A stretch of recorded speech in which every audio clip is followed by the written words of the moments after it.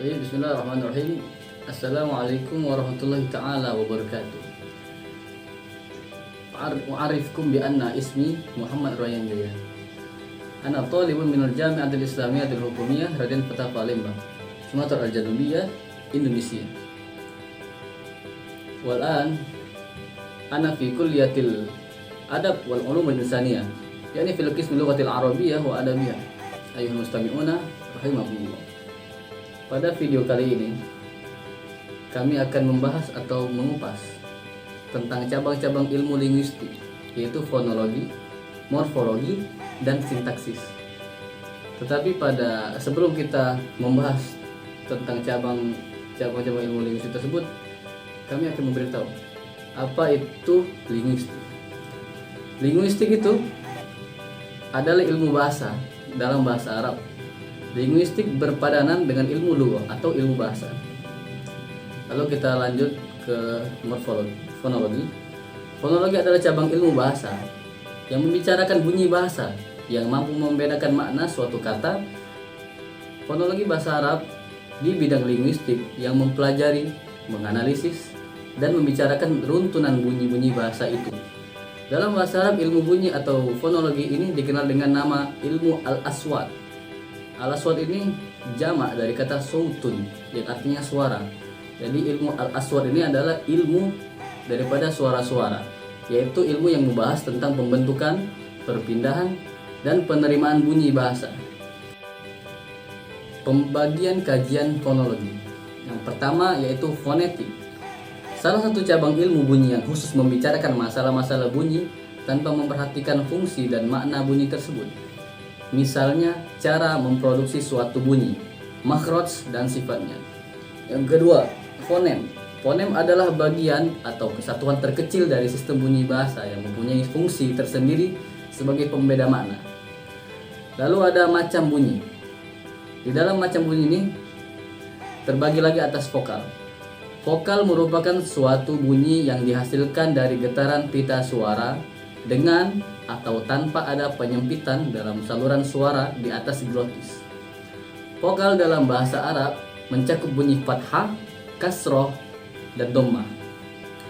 Macam bunyi vokal dalam bahasa Arab menurut para linguis fonetik Arab dibagi menjadi 3 aspek, yaitu berdasarkan panjang pendeknya vokal, tebal tipisnya vokal, dan tunggal majemuknya vokal.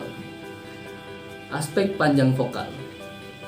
Vokal panjang dalam bahasa Arab disebut juga dengan mat. Mat itu artinya panjang.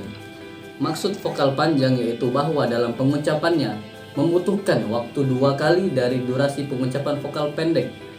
Tanda atau huruf yang digunakan untuk menunjukkan vokal panjang yaitu alif yang didahului oleh harokat fathah, huruf ya yang didahului harokat kasroh, dan waw untuk harokat dhammah. Lalu yang kedua, vokal pendek. Vokal pendek ini kebalikan dari vokal panjang. Lalu yang ketiga, aspek tebal tipisnya vokal. Pada aspek ini, pembagian bunyi vokal dalam bahasa Arab dibagi menjadi 3 macam vokal, yaitu vokal tebal, vokal semi tebal, dan vokal tipis.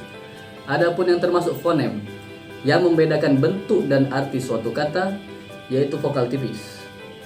Vokal tebal atau disebut pula dengan mufakhamah, yaitu jika vokal terdapat pada konsonan platal, yaitu short, bo, dan po. Vokal semi tebal, yaitu jika vokal terdapat pada konsonan velar. Lalu yang ketiga, vokal tipis, yaitu semua vokal yang ada dalam konsonan kecuali konsonan tersebut di atas. Lalu vokal tunggal. Vokal tunggal disebut pula dengan monoftong.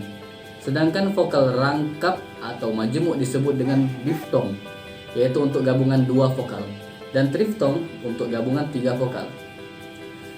Lalu fonem adalah yang membedakan bentuk dari arti suatu kata atau vokal tipis.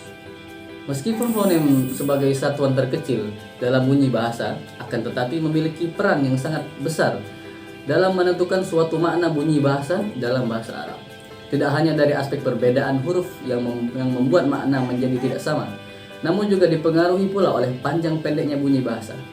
Fonem yang bunyinya pendek tidak sama maknanya dengan fonem yang bunyinya panjang dalam bahasa Arab. Fonem konsonan dalam bahasa Arab dapat dijumpai pada dua kata yang memiliki kemiripan atau kesamaan dalam bahasa Arab, namun secara konsonan yang digunakan tidak sama. Dalam bahasa Arab, kita masuk ke pembahasan yang kedua, yaitu morfologi. Dalam bahasa Arab, morfologi merupakan ilmu sorof, yaitu perubahan kata, di mana di dalamnya banyak membahas tentang perubahan-perubahan kata dari satu kata menjadi sejumlah kata yang mempunyai arti tersendiri. Objek kajian morfologi adalah morfem.